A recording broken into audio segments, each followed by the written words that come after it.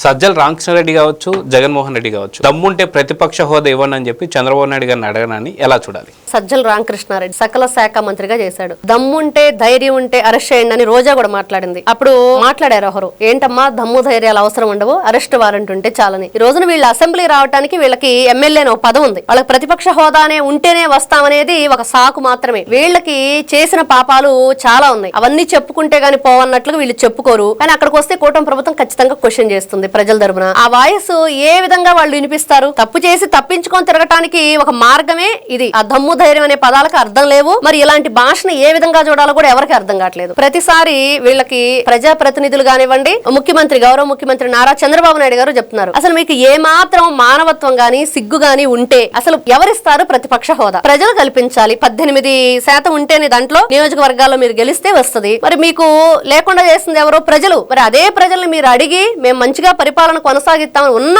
11 అయినా మీరు నిలబెట్టుకోలేక ఇంకా ఏదో కావాలని కోరుకుంటాన్ని నిజంగా వీళ్ళ చేతగానితనాన్ని నిరూపించుకోవడమే తప్పించి మరొకసారి మేము చేతగాని ప్రభుత్వంగా వాళ్ళు గతంలో ఏదైతే చేశారో దాన్ని మళ్ళీ సజ్జల రామకృష్ణారెడ్డి లాంటి వాళ్ళు పదే పదే చెప్పుకుంటున్నారు, మేము చేతగాని వాళ్ళం అని చెప్పేసి ఇలాంటి మాటలు మాట్లాడటం మనకు కనిపిస్తుంది.